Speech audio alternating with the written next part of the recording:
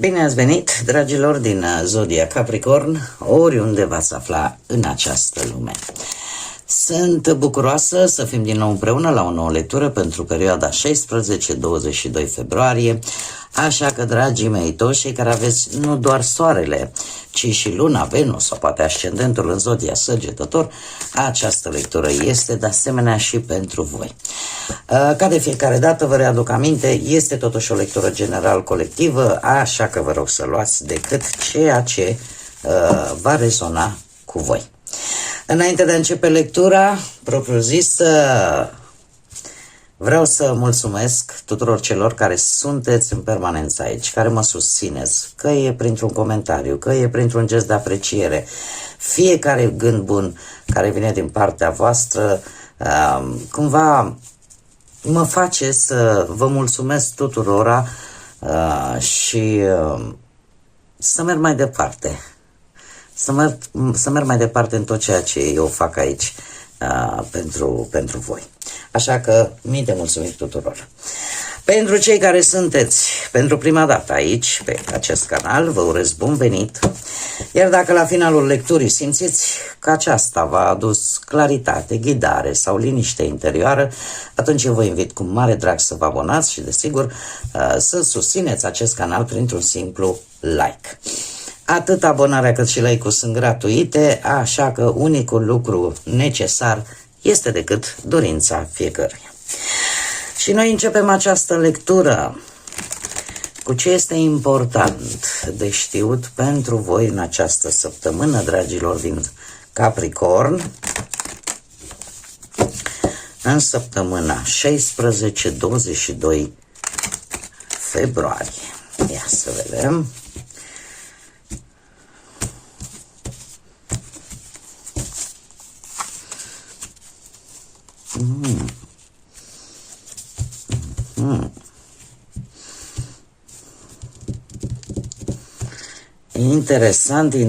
Interesant. Avem și un număr, maestru, un 33, supranumit și maestru vindecător. E vorba de o ghidare spirituală.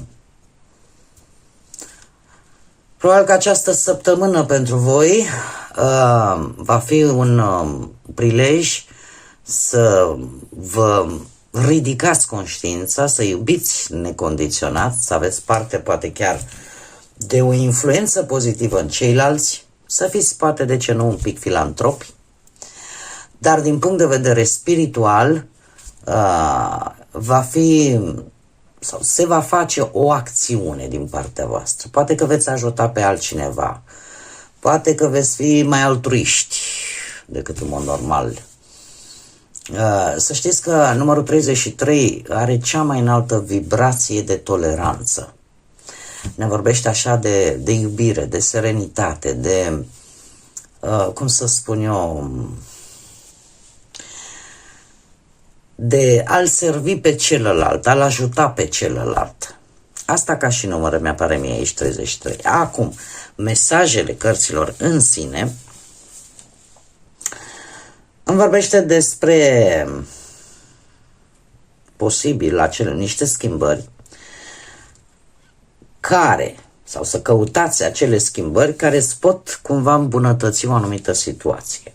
Dar pe de altă parte putem vorbi și de anumite experimente de manipulare, experimente de mai mult forțate, aș spune. Poate că unii dintre voi va trebui, vreți, nu vreți, să abordați energia lui 33, acea energie spirituală. Să scăpați poate de acele situații, cum am mai spus, manipulative sau de aroganță sau de preocupare sau de foarte mult orgoliu. Cumva să căutați acele schimbări care vă pot îmbunătăți situația. Iar alături de Imrama este, cum să spun eu, acea călătorie, acea trecere peste ceva profund. Peste ceva foarte profund care e ca și cum, uite, când pleacă lumea în peregrinare, da? Când pleacă la către un loc de cult important, da? Putem vorbi și despre acest lucru, despre această căutare spirituală, de a experimenta lucruri mai mult pe plan spiritual, care să te ajute cumva să faci schimbările necesare din viața fiecăruia dintre voi până la urmă. E un fel de călătorie a sufletului, aș spune. Un loc, posibil peste o apă, de ce nu? Dar un loc în care voi poate v-ați dori foarte mult să ajungeți. Că e loc spiritual. Este un loc care pe voi vă va marca. Va fi o experiență unde la sfârșitul ei ceva se va schimba în voi. Dar foarte mult la nivel intern, la nivel de suflet. Că poate să fie într-adevăr și o călătorie fizică, strict fizică, da. Să vă duceți într-un loc în care v-ați dorit de foarte mult timp să ajungeți. Dar, chiar dacă acel loc, să zicem, poate nu ar avea chiar așa o încărcătură de mare spirituală, totuși în voi se va întâmpla ceva din punct de vedere spiritual. Va fi o ghidare foarte importantă. Și veți redescoperi, sau poate de ce nu descoperi, acea vibrație înaltă în a tolera și în a vă ghida pe voi, în primul și în primul rând. Haideți să vedem ce ne spune tarotul. Ce vine pentru dragii mei din Capricorn în săptămâna 16-22 februarie?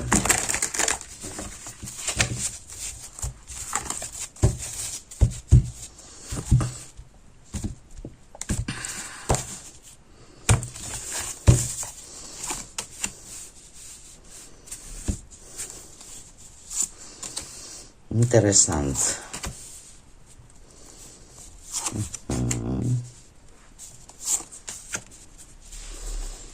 Interesant. Haideți să vedem. Situația actuală. Avem un as de monede. Dragii mei dragi, sunteți într-un punct în viața voastră în care vi se deschide o portiță. Acum că este în speță, poate să fie partea materială, partea profesională, da, dar desigur poate să fie și pe alte planuri. De fapt, ce este important aici? Este important ca voi să profitați sau mai bine zis, cum veți profita, care este mișcarea pe care o faceți, cum veți manevra această șansă, această oportunitate, în așa fel încât să vă fie bine. E adevărat, poate reprezenta și o sumă de bănuți, pe care e posibil deja să o fi primit-o. Dar în mare, asul de monede ne vorbește de șanse, de oportunități. Dar depinde foarte mult de voi cum veți profita, de cum o veți dezvolta, ce veți face după ce treceți de această poartă, această șansă, dacă o veți exploata la maxim și în ce fel o veți face. Ce este defavorabil pentru voi? Posibil să fiți chiar voi, în cazul în care, după cum bine vedem și cu asul ăsta de monede aici, voi sunteți o zodie de pământ, pe lângă Taur și Fecioară, așa că puteți foarte bine să fiți voi. Eu aș spune mai degrabă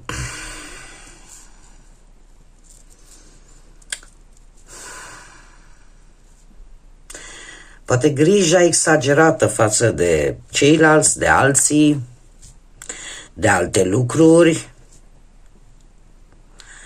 să vă împiedice un pic să profitați din plin de această șansă care vi se oferă. Știți că la Regina de Monede îi se mai spune mama tuturor răniților, care ia acolo atunci când se deschide gurița. Este cea care în permanență are câte o soluție, care are în permanență cum să zic eu,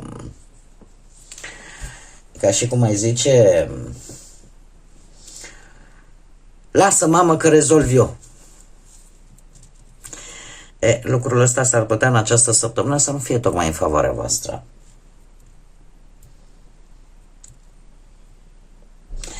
Eu aș zice că, de asemenea, mai este un aspect. Posibil ca unora dintre voi să vă placă într-adevăr independența voastră, în special cea financiară, și să nu renunțați, ca să zic așa, aproape deloc la ea. Poate că aveți și tendința asta în care să spui nu am nevoie de nimeni să mă salveze, pot singură. Și atunci, totuși, această atitudine e posibil să joace un pic contra voastră. Chiar dacă ea, în alte momente din viață, ați demonstrat lucrul ăsta. Eu îmi fac datoria și vă spun, este ceva aici, la voi, care, sau în atitudinea voastră, în felul în care voi acționați, care nu va fi, ca să zic așa, foarte constructiv în această săptămână. Cum de-al minteri, iar defavorabil poate să fie o altă persoană într-o altă zodie de pământ, Taur, Fecioară sau Capricorn, cineva care probabil, nu știu, la rândul său are gânduri mari, vrea să-și construiască propria bază solidă și nu neapărat poate să, din câte văd eu aici, vă cam întoarce spatele. Deci are, să zicem așa, problemele sale. Nu mizați pe cineva, poate, care, chiar dacă are o situație mai bună decât a voastră, din orice punct de vedere, se pare că foarte mult sprijin nu o să aveți în această săptămână, pentru că are propriile preocupări. Ce este favorabil pentru voi? Un paș de bâte, o veste. Favorabil pentru voi este acest paș de bâte, posibil ori o energie tânără, ori zodii de foc, berbec, leu, săgetător, care aduce o perioadă de schimbare în viața voastră, în urma poate unei descoperiri importante, sau poate și care schimbă viața. Din câte văd eu aici, totuși schimbă viața într-un mod pozitiv. Eu aș spune că e posibil să vină și confirmarea. O confirmare pe care tu o aștepți și care este favorabilă pentru voi. Iar asta poate să vă aducă în special, din câte văd eu aici, vă aduce stabilitate. Stabilitate în mare parte financiară, dar și profesională. E adevărat, nu îmi apar cupe, nu este un interes în mod special pentru dragoste, poate, sau pentru viața asta emoțional-sentimentală, dar ce pot să vă spun că în special cei aflați într-o relație pot primi o veste bună, poate chiar prin intermediul perechii, sau cei care sunteți singuri, posibil să cunoașteți o energie, cum am mai spus, o energie poate mai tânără ca voi sau, cum să zic eu, mai plină de aventură, care vă va atrage atenția și care, desigur, nu aduce un aer proaspăt în viața voastră. De asemenea, pajul de bâte ne poate vorbi și de noi începuturi. Lucruri care se coc pentru a se pune în mișcare cât mai repede. Ce puteți voi controla? Puteți controla un cavaler de monede, încă o dată. Voi, prin meticulozitatea voastră, prin rigurozitatea voastră, prin responsabilitatea de care dați dovadă, puteți să vă onorați anumite compromisuri, puteți să vă onorați anumite promisiuni, puteți să avansați, adevărat, lent, dar bine, pe un anumit proiect. Desigur, controlul stă la voi, cu unica avertizare, să spunem, aceea de a nu vă, cum să spun eu, a nu insista ca lucrurile să fie făcute doar în maniera voastră. Da? A ascultat totuși și alte păreri, dar în rest, cel puțin pe partea asta a bănuților, se pare că controlul e la voi. Ce nu puteți controla, steaua. Să știți că, așa cum bine am văzut și cu primele două energii de la început, există ceva spiritual aici. Îl veți vedea sau îl veți simți în această săptămână. Steaua, nu știu dacă Zodia Vărsător are ceva de văzut, dar steaua, în general, îmi vorbește tare mult de spiritualitate, de ceva care îți va da optimism, sau vei simți pur și simplu că primești ca o gură de aer, ca o mână de ajutor. Și asta vine, nu este ceva pe care tu să-l controlezi, pe care tu ți-l produci. Apare pur și simplu și va fi ceva important, dar pentru tine va avea o însemnătate mare. E posibil ca o anumită situație care a stat în umbră, un drum care părea o fundătură, dintr-o dată ceva să se schimbe. Haideți să vedem și mesajul îngerilor pentru voi, dragii mei, din Capricorn, și l-avem pe Nit Hayah. Acordă mai multă atenție semnelor, simbolurilor pe care tu le vezi. Ele îți vor oferi o nouă înțelepciune. Ce înseamnă asta? Semne, simboluri. Păi putem vorbi de cifre, putem vorbi de litere care se repetă, dar nu să le căutați voi, ci pur și simplu, vă dau un exemplu. Vă aflați într-un autobuz și dintr-o dată, uitându-vă pe geam, că na, ce să faci, te uiți pe geam până ajungi la destinație, fără să îl cauți tu, fără să-l vânezi, ca să zic așa, tot îți ies în cale tot felul de numere sau de perechi de numere și mai te uiți la ceas și iară vezi 11, 11, 12, 12, 21, 21, în general ce se repetă. Acestea sunt semnale și în același timp pot fi și simboluri, că putem vorbi de exemplu și de cuvinte cheie care să-ți sară în ochi. Da? Cred că m-am făcut destul de înțeleasă vis-a-vis de acest aspect. Sunt lucruri importante și, așa cum am mai spus-o și la celelalte zodii, avem o eclipsă de soare, dragilor, pe 17. O eclipsă de soare importantă care anunță resetări karmice, care anunță, pregătesc terenul pentru ceva important și la nivel global. Mare atenție!